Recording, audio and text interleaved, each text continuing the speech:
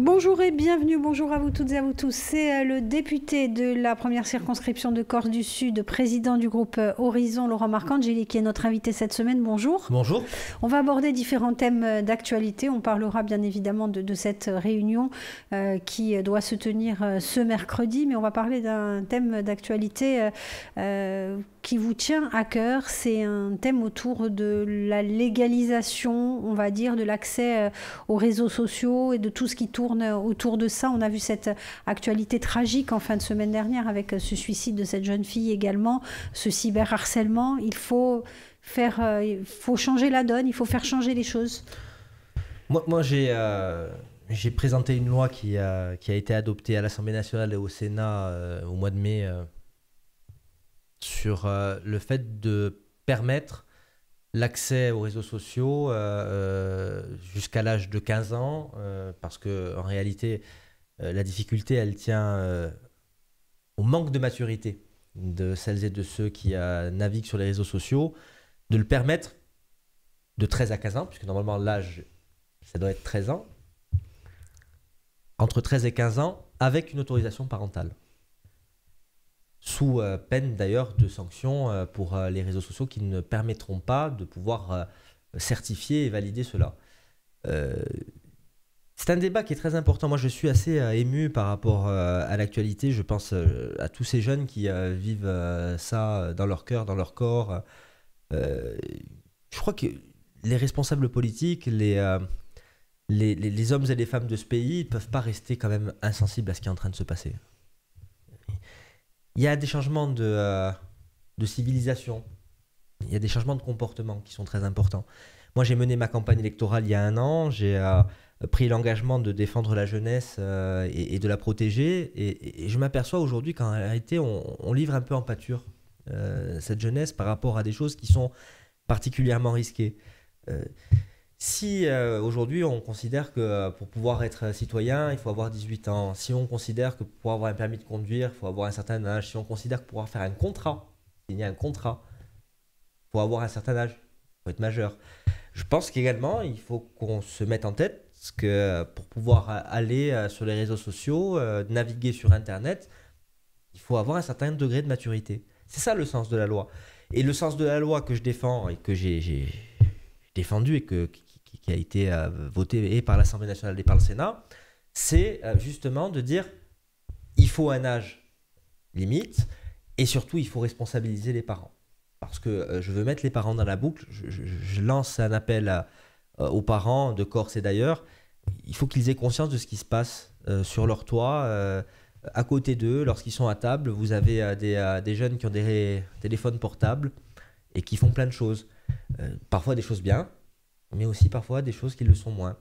Et ils sont parfois, je le dis aussi, livrés en pâture. Ça m'inquiète. La responsabilité des parents, elle est pleine et entière? Elle est pleine entière. Moi, je crois en la famille. Je considère qu'on est on est vraiment responsable lorsqu'on est parent. Il faut pas essayer de fuir la chose et de se dire le maître d'école va rattraper le coup, l'éducateur sportif va récupérer le coup, ou la justice, ou je ne sais quelle institution récupérera le coup. Quand on est père ou mère de famille, on a quand même une responsabilité qui est importante et il faut avoir aussi les yeux bien ouverts par rapport au monde dans lequel nous vivons. Et aujourd'hui, je crois que vraiment qu'on a un vrai sujet avec Internet. C'est connu sur la pornographie, sur le harcèlement, et les réseaux sociaux, parce que c'est le centre de ma proposition de loi, ils ont un rôle très important. Ils ont un rôle important par rapport au bien-être mental et au bien-être physique des jeunes. Quand vous avez des jeunes filles qui, dès l'âge de 18 ans, le premier rêve qu'elles ont, c'est de se faire opérer de la bouche ou des pommettes ou des seins, ça veut dire qu'il y a un problème de société. À 18 ans, on ne se pose pas ce genre de questions normalement. Sauf si on a un handicap. Et là, c'est compréhensible. Et c'est ce qui se passe aujourd'hui.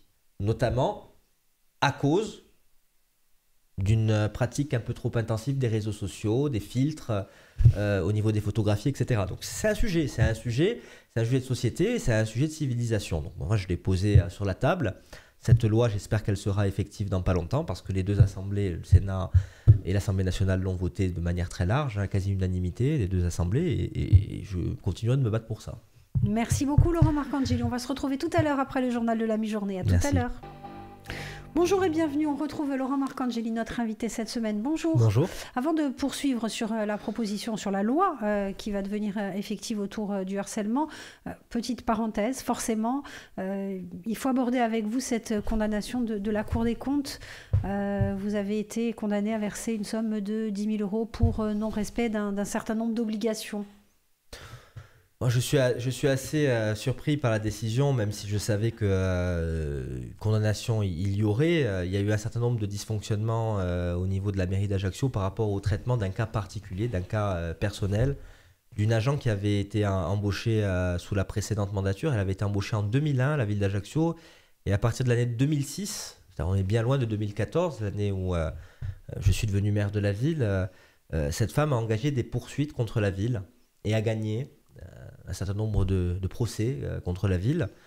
À partir de 2014, il y a eu un certain nombre de choses. Je ne connaissais pas cette dame, elle n'était plus au service de la ville d'Ajaccio, qui m'ont échappé. Parce que bien, j'étais maire, j'étais député, j'étais président de l'agglomération, j'allais être papa pour la première fois. J'avais 1600 agents sous ma responsabilité en tant que maire de la ville, à peu près 500 sur l'ACAPA. Et ce cas m'a échappé. Cette personne est allée au maximum des procédures qu'elle souhaitait faire. Et il y a une nouvelle instance, une cour qui s'appelle la Cour discipline budgétaire et financière, qui est celle de la Cour des comptes. Ce sont des hauts fonctionnaires qui m'a convoqué pour me signifier qu'en tant que maire, je n'avais pas fait ce qu'il fallait. Je l'ai admis. Je n'ai jamais cherché à me cacher derrière qui que ce soit, bien que vous l'imaginez bien, le maire de la ville d'Ajaccio que j'étais ne savait pas ce qui se passait sur les 1600 agents et encore moins sur ceux de la période précédente, c'est-à-dire du maire qui m'a précédé. Et voilà, il y a eu une réquisition d'une sanction de 8 000 € d'amende et cette cour s'est réunie pour me condamner à 10 000 € d'amende. Donc je suis en train de me poser la question, j'ai un délai de réflexion pour faire appel ou pas. Je ne sais pas si je ferai appel. Tout ce que je veux dire aujourd'hui, c'est le plus important. Il n'y a rien de crapuleux derrière tout ça. Ce n'est pas une sanction pénale. Je ne suis pas passé devant un tribunal correctionnel. C'est la responsabilité des maires qui est en jeu et du maire que j'ai été. Parce qu'il faut que les gens sachent que quand on est maire, on a certes une écharpe en bandoulière, on a quelques avantages, mais on a aussi de grosses responsabilités. Et lorsqu'il se passe des choses comme ça, on peut avoir sa responsabilité personnelle qui est mise en jeu, pas politique, personnelle.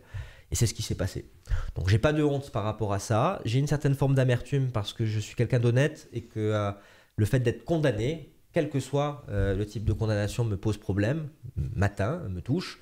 Mais je peux dire à celles et ceux qui nous écoutent que mon intégrité, mon éthique, ma morale, elle n'est pas du tout en jeu dans cette question. C'est plus de la négligence. Je ne suis pas quelqu'un de négligent. Je n'ai pas été mis au courant. Moi, j'ai découvert cette affaire après avoir été maire d'Ajaccio, puisque tout cela a été enclenché après mon élection à l'Assemblée nationale l'année dernière. Voilà, ça fait partie des vicissitudes de la vie. Les 10 000 €, je les paierai, c'est pas un problème, je me mettrai en règlement. C'est pas une question d'argent, c'est une question aussi d'éthique, de morale. Le fait d'être condamné, ça me fait un peu mal. Mais encore une fois, je ne suis pas l'auteur d'un quelconque détournement ou d'une quelconque malversation. Je pense que c'est bien de le dire. Et d'ailleurs, c'est reconnu dans l'expression qui a été celle des médias qui ont relayé cette information. Merci d'avoir apporté cette précision. Juste deux mots, on va revenir au sujet principal de ce matin, donc sur cette loi autour du cyberharcèlement, autour de l'accès à Internet. Vous êtes intervenu récemment sur un colloque qui se déroulait à Ajaccio autour de la prostitution des mineurs. C'est un vrai phénomène, c'est un vrai problème aujourd'hui. Oui, j'ai demandé au ministre de la Justice, qui d'ailleurs m'a donné satisfaction, de prendre en compte ce phénomène sur la Corse et sur le pays ajaccien. La circulaire pénale qui a été produite par Éric Dupond-Moretti tient compte de cette situation. Il y a un phénomène. Il y a un phénomène de prostitution des mineurs en Corse. Il ne faut pas se voiler la face. Il ne faut pas être dans le déni. Il y a des jeunes femmes, de très jeunes femmes, des jeunes filles, qui vendent leur corps C'est une réalité. Alors, ce n'est pas des phénomènes multipliés par des milliers, mais ce sont des cas dont il faut avoir conscience. Nous ne sommes pas à l'abri. C'est un phénomène qui touche beaucoup de pays, qui touche le pays France tout entier, mais ça touche aussi la Corse. Et je n'aimerais pas qu'un matin on se réveille avec la gueule de bois, si vous voyez ce que je veux dire, et qu'on prenne conscience trop tard de la situation. Donc il faut lutter contre ce phénomène. Ce sont des filles qui ne sont tenues par aucun macro, il ne faut pas croire. Parfois ce sont des filles qui se prostituent elles-mêmes pour avoir de l'argent, pour s'acheter ce qu'elles veulent s'acheter. Mais il faut le dire. Parfois il y a la drogue aussi derrière tout ça. Il faut le dire aussi. Nous ne sommes pas à l'abri. C'est à peu près les mêmes réflexions que nous avons eues il y a quelques années lorsqu'on s'est aperçu à quel point les gens avaient besoin d'aller au restaurant du cœur ou à la fraternité du partage. On se disait non, mais chez nous ça n'existe pas. Il y a un phénomène de protection familiale qui fait que les gens s'entraident. Non. Il y a aussi ce problème en Corse. Et il y a aussi aujourd'hui ce problème de drogue, ce problème de vie un peu débridée qui passe par les réseaux sociaux parce que souvent les filles sont hameçonnées sur les réseaux sociaux par rapport à cette activité de prostitution. Donc il faut en tenir compte. Parfois elles sont seules, parfois elles sont tenues par des prédateurs, mais il y a un phénomène. Et ce phénomène, je veux qu'on en parle parce que c'est un phénomène de société qui me paraît particulièrement inquiétant. Merci beaucoup Laurent Marcangeli. Merci. À demain. Bonjour et bienvenue, bonjour à vous toutes et à vous tous. Nous accueillons Laurent Marcangeli durant toute cette semaine. Bonjour. Bonjour. Député de la première circonscription de Corse du Sud, président du groupe Horizon, rapporteur dans le cadre de la commission d'enquête parlementaire pour charger de faire la lumière sur l'assassinat d'Ivan Colonne. La semaine dernière, donc, vous avez présenté ce rapport de plus de 250 pages au terme de semaines d'audition. On vous a entendu lors de cette conférence de presse à Paris parler de zones d'ombre, parler de zones troubles également, voire de mensonges. Est-ce que vous iriez jusque-là ? D'abord, je veux dire le cadre dans lequel nous avons travaillé. Vous l'avez dit, c'est des semaines, c'est des mois. C'est presque 6 mois de travail. C'est des heures, de nombreuses heures. Plusieurs dizaines d'heures d'audition, de déplacement, notamment à la Maison centrale d'Arles, pour faire la lumière sur un événement qui nous a fait beaucoup de mal. Quand je parle de nous, je parle de la Corse et des Corses. Ce que j'ai essayé de faire avec le président de la commission, qui est Jean-Félix Accoyer, c'est de faire un travail moral, éthique, sérieux, responsable. J'ai auditionné des gens qui m'ont fait des aveux parfois de faiblesse. Moi, j'ai été très choqué par l'état du moral des surveillants de la pénitentiaire, notamment de la Maison centrale d'Arles, mais plus généralement même des syndicats. C'est un corps de métier qui souffre. J'ai été également amené à voir qu'il y avait des contradictions parfois dans des déclarations. Des mensonges, il y en a eu, je reviendrai dessus. Mais tout ça, je l'ai fait pour 3 choses. La première, c'était pour éclairer. Je voulais que la lumière soit faite, je voulais qu'on sorte de cette espèce de brume qui entourait cet assassinat, parce que c'est un assassinat et qui nous a particulièrement troublés tous et toutes. La deuxième, c'était apaiser. Il fallait apaiser, parce que la Corse, elle a besoin d'apaisement. Je me battrai jusqu'à mon dernier souffle pour faire en sorte que ça se passe mieux ici. Et j'ai pensé que cette commission était susceptible de pouvoir apaiser les choses, parce que la vérité apaise, parce que la lumière, elle fait la plupart du temps son œuvre, c'est-à-dire du bien. Et ensuite, c'était avancer. Avancer. Il faut que la Corse, elle avance. Elle ne peut pas rester la Corse piégée en 1998. Il y a eu l'assassinat du préfet Erignac, c'est un drame abominable. Ça nous a fait beaucoup de mal aussi. Mais on ne peut pas rester bloqué en 1998 ad vitam aeternam. Et je crois que cette commission, elle avait aussi cette responsabilité. Des mensonges, il y en a eu. Par exemple, la directrice de la maison centrale, quand elle a dit que Franck Elongabé n'avait jamais eu d'incident à la maison d'Arles, elle a menti. Parce qu'il y en a eu 4 au moins. Des zones d'ombre, il y en a lorsque vous avez des comptes rendus de surveillance, parce que les détenus sont surveillés, et qu'on nous dit que dans une conversation à laquelle participe Franck Elongabé, sans qu'on sache que ce soit lui ou pas, on entend « je vais le tuer » et que le lendemain, eh bien, il y en a un qui essaye de tuer un autre et qui y arrive, puisque c'est le 1er mars que cette conversation a eu lieu et que le 2 mars, Ivan Colonne a été agressé. Donc je l'ai dit parce que ma responsabilité c'était de le dire. En revanche, ce que j'ai voulu dire surtout, c'est qu'il y a un gros problème en France, c'est l'état de nos prisons, c'est le manque de moyens pour surveiller et donc pour protéger ceux qui y travaillent, ceux qui y sont détenus. C'est la problématique de la radicalisation islamiste qui existe également dans nos maisons centrales, dans nos maisons d'arrêt, dans nos prisons. C'est un vrai problème. C'est le suivi des terroristes islamistes. Franck Elongabé est parti combattre en Afghanistan. C'était un terroriste potentiellement très dangereux. Il n'a pas été pris en compte comme il aurait dû l'être. Il y a le problème de la santé mentale en prison. Aujourd'hui, à peu près 2/3 des pensionnaires des maisons centrales, des maisons d'arrêt et des prisons françaises ont au moins un trouble psychique ou psychiatrique. Et ensuite, il y a le problème du statut de détenu particulièrement signalé, que j'ai voulu également mettre au centre de ce rapport, au-delà des erreurs, des failles, des dysfonctionnements de la maison centrale d'Arles, le statut de DPS, dont Yvan Colonne a fait l'objet pendant l'ensemble de sa détention, tout comme Alain Ferrand dit Pierre Alessandre, eh bien, il a été administré de manière différenciée. C'est mon sentiment, c'est le fruit de mon travail. Lorsqu'il s'agissait de détenus concernés par l'affaire Erignac, alors même qu'à côté, Franck Elongabé lui-même était détenu particulièrement signalé.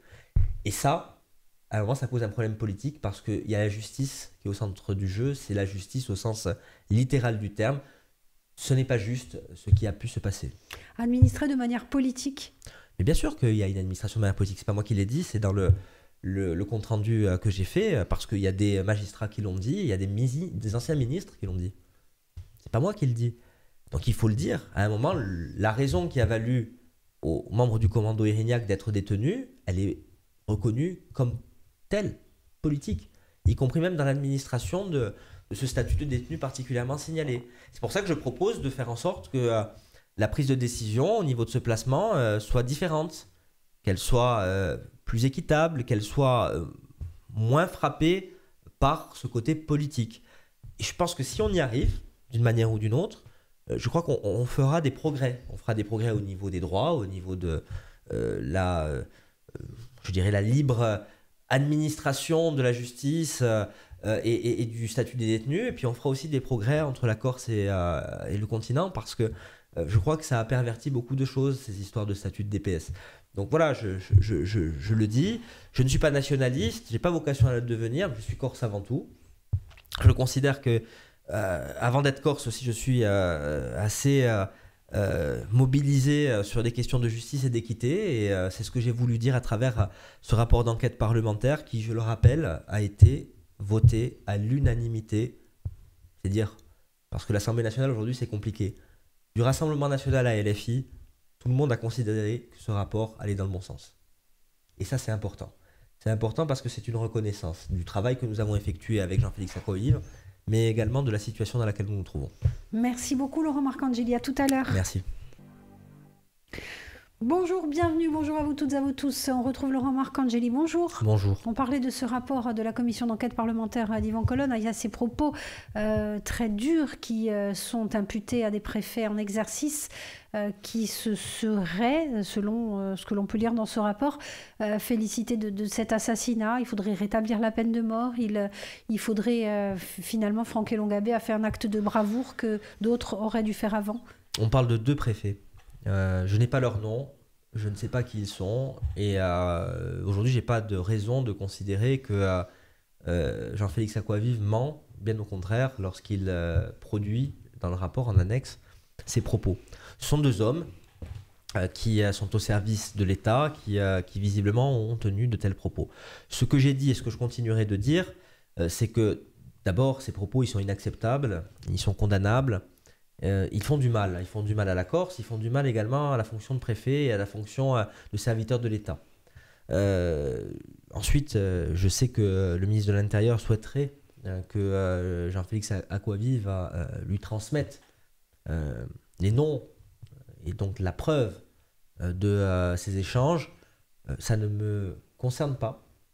Ce n'est pas moi qui ai mis sur la place publique ce sujet. Tout ce que je veux dire sur la question, c'est que j'ai aucune raison de considérer que Jean-Félix Acoa-Vive ment, que je condamne les propos parce qu'ils sont véritablement odieux et abjects, et que j'espère que la grande majorité des gens qui sont au service de l'État ne pensent pas la même chose, parce que remettre en question l'abolition de la peine de mort, tenir de tels propos, même si les faits pour lesquels Yvan Colonne a été condamné, a été détenu, sont d'une très grande gravité, ce n'est pas forcément une bonne chose pour l'avenir de la France, mais également de la Corse. Je ne pense pas que ce soit le sens dans lequel nous devons aller. Autre question qui a été soulevée par les avocats de la famille d'Yvan Colonne à la lecture de ce rapport. Vous avez laissé de côté la possibilité que Franck Elongabé ait été un indicateur.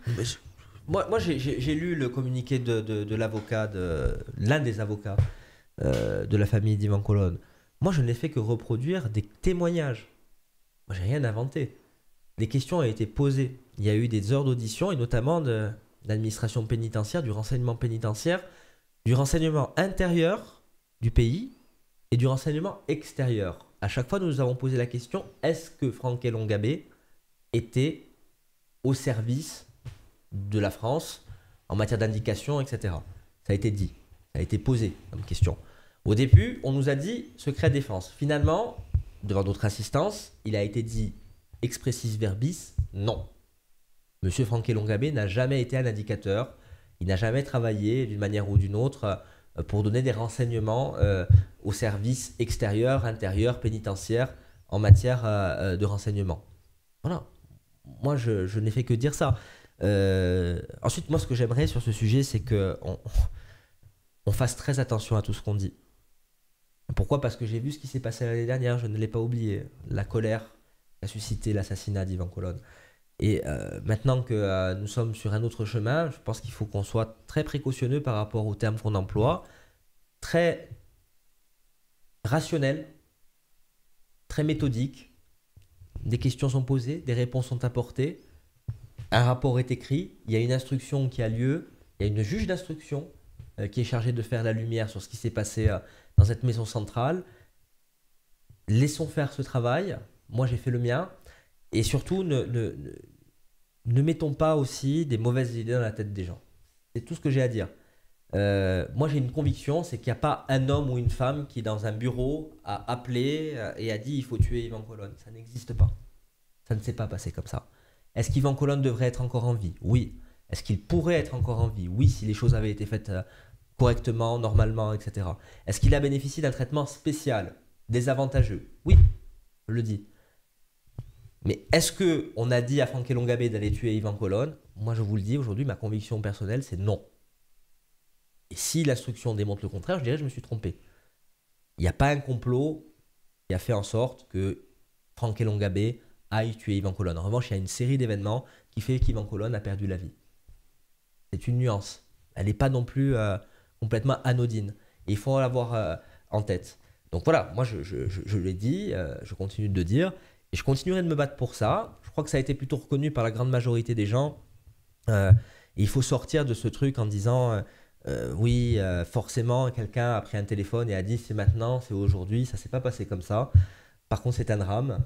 Et je crois que c'est la seule chose sur laquelle on peut aujourd'hui tous s'accorder, c'est que ça ne doit pas se produire, ça n'aurait jamais dû se produire pour Yvan Colonne ou pour qui que ce soit d'autre, et que ça ne devra plus jamais se produire, et que malheureusement le système carcéral français, son administration permet la production de ce drame et de ce type de drame.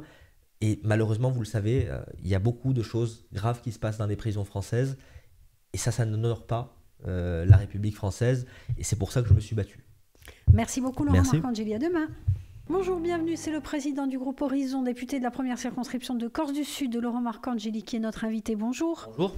Laurent Marcangeli, le retour du FLNC, l'avènement de GCC. Écoutez, moi je ne suis pas suffisamment informé pour vous dire tous les détails, parce que je ne suis pas dans des enquêtes de police, et j'avoue que ce monde-là n'est pas le mien. Tout ce que je peux vous dire, c'est que rien ne se réglera par l'usage de la violence. Que rien ne fait plus de mal à la Corse que l'usage de la violence. Que rien ne fait plus de mal à notre démocratie en règle générale et à notre bien commun en particulier que la violence. Voilà, moi j'ai été particulièrement choqué par le fait qu'on s'en prenne à des mairies. Vous connaissez le lien que j'ai avec Simone Guérin et sa famille. J'ai été particulièrement heurté, ulcéré par ce qui s'est produit à Ajaccio il y a quelques semaines suite à l'incendie de leur maison. Vers où allons-nous? Quelle société voulons-nous pour nos enfants? Moi, j'ai 2 petits garçons qui ont 8 ans et 6 ans. Moi, je ne veux pas de ça pour eux. C'est pas la Corse que je veux, c'est pas la Corse pour laquelle je me bats. Et ça n'a pas avancé, la Corse. Et puis l'étage supérieur, après les atteintes aux biens, l'atteinte aux femmes et aux hommes, est-ce qu'on va un jour dire il y a eu un assassinat, c'est grave, mais on ne condamne pas? Je ne sais pas si les gens se rendent bien compte de ce dont je parle, mais c'est un peu ça qu'on a entendu. Donc voilà, moi je condamne tout ça. La Corse, elle a besoin d'apaisement, elle a besoin de projets, elle a besoin d'avoir une vision. Ça sera toujours difficile encore. C'est notre histoire, c'est ce que nous sommes. Nous sommes une petite île de Méditerranée chargée d'histoire, de méditerranéité, d'identité. Nous avons une histoire douloureuse, nous avons aussi de belles choses qui se sont produites, mais nous avons beaucoup de douleurs, beaucoup de choses graves qui se sont produites. Mais sortons des logiques de violence, de conflit. Et ça, il faut s'y mettre. Les politiques doivent donner l'exemple. J'essaye à ma modeste mesure de le faire. Faisons en sorte que cela ne se produise pas. Et ensuite, il y a une enquête policière. J'espère que celles et ceux qui sont derrière ce genre d'action seront arrêtés, seront jugés et seront condamnés à la juste mesure du mal qu'ils ont fait. Et j'espère que tout cela va s'arrêter. Parce qu'il n'y a pas de place pour ce type de comportement en Corse comme ailleurs. Alors, justement, dans les communiqués de revendication, les mouvements, notamment le mouvement GCC, dénoncent cette violence faite par l'État. La violence faite aux familles qui ont eu leur maison brûlée et aux communes qui ont vu leur mairie attaquée. C'est quoi ça? Qu'est-ce que c'est que cette revendication? Ça n'a pas de sens. C'est insensé. Et c'est dangereux. C'est dangereux pour l'avenir. Je ne vois pas qu'est-ce qu'on pourra produire, qu'est-ce qu'on pourra proposer aux générations futures avec de telles manières de faire. Donc je ne désespère jamais de la nature humaine et de l'être humain. Je ne sais pas si d'ailleurs notre échange sera entendu par l'un de ceux qui sont mêlés à tout ça. Ne faites pas ça. Je vous promets qu'il y a d'autres choses à faire dans la vie. Je vous promets que les idées, on peut les défendre autrement. Je vous promets que vous êtes peut-être pas aujourd'hui suffisamment mature pour savoir le mal que vous faites et que vous vous ferez en faisant ça. Du prix que vous allez payer. Vous, vos familles. Regardez, on parlait cette semaine de la famille d'Yvan Colonne. On pourrait parler de la famille des autres membres, des familles des autres membres du commando Erignac. Il y a eu une décision qui a été prise. Ça a été reconnu par la majorité des membres de ce commando. À savoir aller assassiner un préfet. Yvan Colonne n'a jamais voulu le reconnaître. C'était son droit, même s'il a été condamné pour ça. Les familles ont souffert. La Corse a souffert de tout ça. C'était pas forcément quelque chose de positif. Et d'ailleurs, ceux qui ont été condamnés ont reconnu que c'était aussi une souffrance qu'ils ont infligée à eux-mêmes et aussi aux autres. Donc, moi, je le dis à celles et ceux qui sont tentés par les actions violentes, réfléchissez bien. Moi, je vois des jeunes qui aujourd'hui se disent oui, la violence est la seule réponse qu'on peut apporter. Il faut arrêter de dire ça, parce que ça, c'est un monde moyenâgeux. Il y a des élus qui disent que le fait démocratique n'a pas été respecté. Oui, mais il y a des élus qui jouent avec le feu.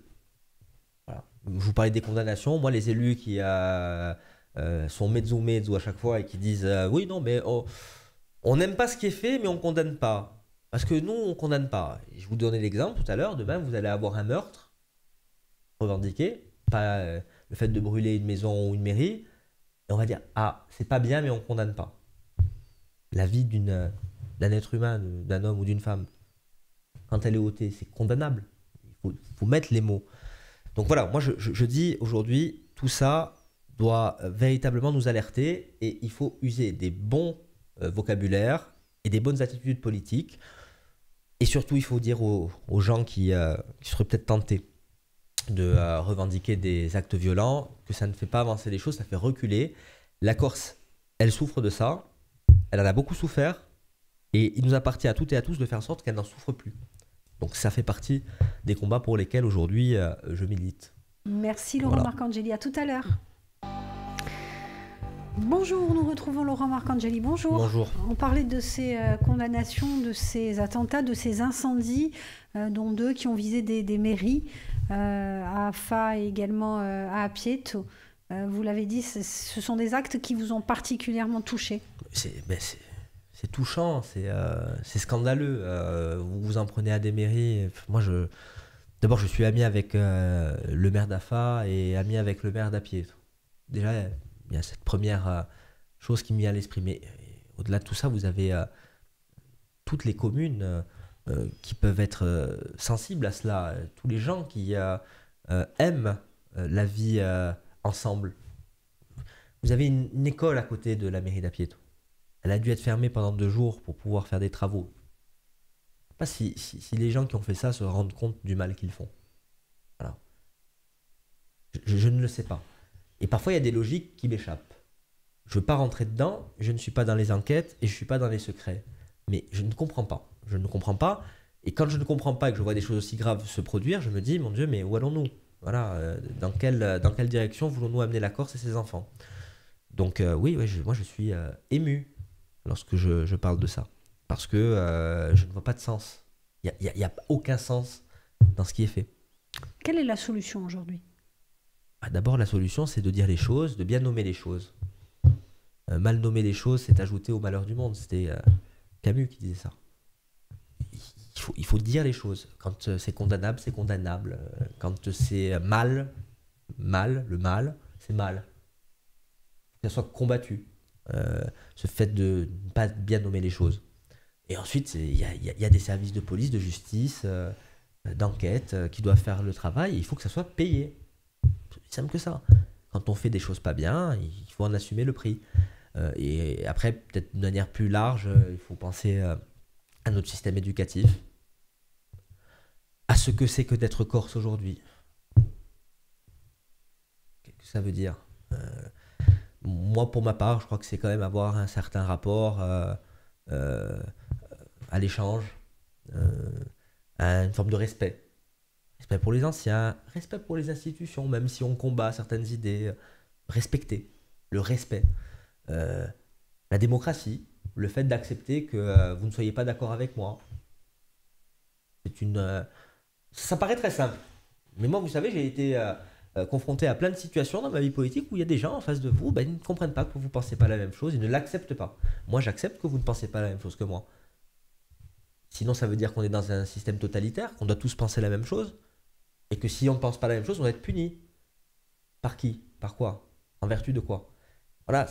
Et là, aujourd'hui, en Corse, comme ailleurs, parce que le monde va mal, il y a des difficultés dans le monde entier. Je pense qu'on est sur des sujets qui sont particulièrement prégnants. Et chez nous, ça a ces significations-là et ça a ces issues. D'avoir de la violence et des actes assez particuliers. Et puis ensuite, il y a aussi un truc qui est particulièrement important chez nous quand même. Il ne faut pas non plus le nier. C'est la puissance des systèmes parallèles de la voyoucratie. Et tout se mélange parfois dans quelque chose d'assez peu séduisant. Et il y a des logiques d'argent. Il y a de la porosité, il y a des logiques d'affairisme, de voyoucratie, de trafic qui existent aussi. Et ça, on n'a pas le droit de passer à côté, on n'a pas le droit de ne pas le dire. Voilà. Il y a beaucoup de mensonges aussi. Il faut le dire aussi, on fait passer des vessies pour des lanternes en Corse, on essaye parfois de maquiller les choses pour les rendre plus acceptables. Donc voilà, moi je dis les choses comme je les pense.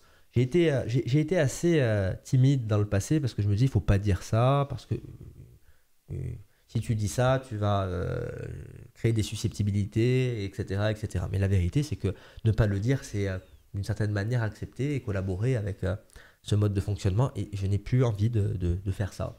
Donc je vais le dire maintenant.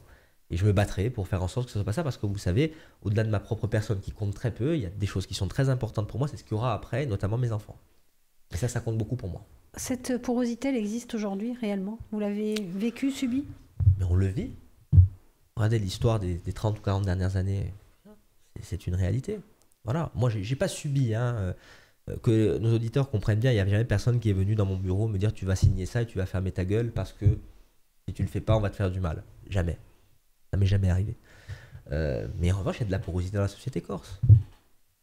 Parce que nous sommes peu nombreux, parce que nous avons notre histoire et parce que nous avons notre mode de fonctionnement.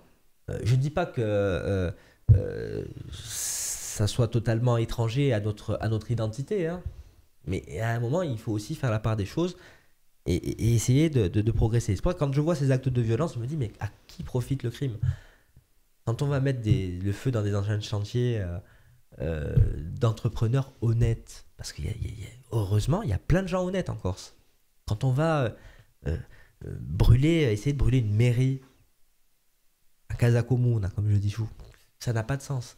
Donc voilà, je pense qu'on est en train parfois de s'éloigner de cette quête de sens qu'une vie, normalement, doit être.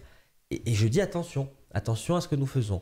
Et ça passe aussi par le fait de nommer les choses, de dire les choses, et d'arrêter également les doubles discours, les doubles langages, etc.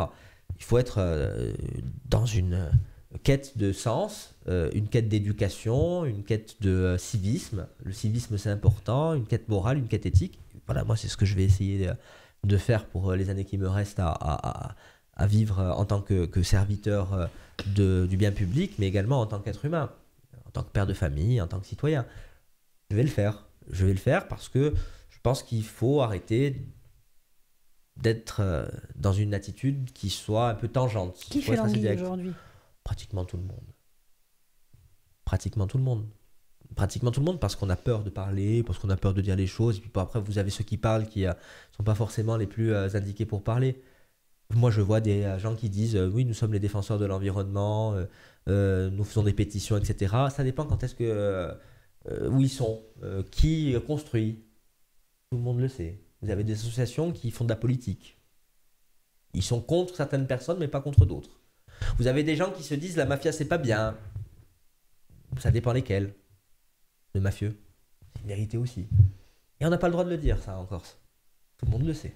Voilà. Donc, ça me hérisse un peu le poil, parce que moi, en ce qui me concerne, je suis pas dans la promotion immobilière, je suis pas dans la mafia, donc je me sens totalement libre de pouvoir dire les choses. Et je considère que certains ont des indignations parfois un peu sélectives et un peu dirigées. Et c'est ce qui se passe depuis quelques années en Corse. Et ça m'inquiète un peu parce que ça aussi, ça nous éloigne de ce que j'appelle une démocratie de plein droit et de plein exercice, si vous voyez ce que je veux dire. Démocratie de plein droit et de plein exercice, ouais. On va conclure là-dessus, mais justement, hein, vous faites plein droit, plein exercice, on peut penser à l'autonomie aussi, on en parlera dès demain, mais la majorité territoriale aujourd'hui, elle a été élue sur un contrat de mandature avec un certain nombre d'avancées, l'État qui avance des lignes rouges face à ce que le peuple a demandé finalement. Ah non, mais moi je suis pleinement conscient, vous le voyez bien, j'ai travaillé avec Jean-Félix Aquavif qui est membre de la majorité territoriale. Je suis prêt à travailler avec Gilles Simeone pour l'avenir de la Corse, je l'ai toujours dit, bien que nous nous soyons affrontés démocratiquement et politiquement. Mais je crois qu'ensuite, il va falloir travailler, hein, il va falloir mettre les choses sur la table. Parce que Gilles Simeone, il est président du conseil exécutif depuis 2015. On est en 2023. Le temps passe. Et on ne peut pas tout mettre toujours sur le dos de l'État et de l'autre, même si l'État fait des bêtises en Corse. Même si l'État peut parfois avoir des mauvais comportements. Il faut aussi nous-mêmes qu'on se mette un peu en situation d'exercer nos responsabilités. Depuis 1982, nous avons eu plusieurs statuts qui nous ont donné de grandes compétences et des moyens pour pouvoir les assumer. Je ne suis pas certain, ça c'est mon point de vue, je ne suis pas certain que nous exercions du mieux que nous pouvons les responsabilités qui sont les nôtres. Donc voilà, sans être dans un débat politique entre qui est nationaliste, qui est antinationaliste, moi ce qui m'intéresse c'est que les choses avancent. Et quand je dis plein droit et plein exercice, je le dis parce que ce sont des termes qui sont souvent utilisés comme des éléments de langage créés par des penseurs de communication. Voilà, moi je vous dire, de plein droit et de plein exercice, on peut le mettre à toutes les sauces. On peut également dire en Corse qu'il se passe des choses parfois qui laissent un peu pantois et que pas tout le monde n'ose dire.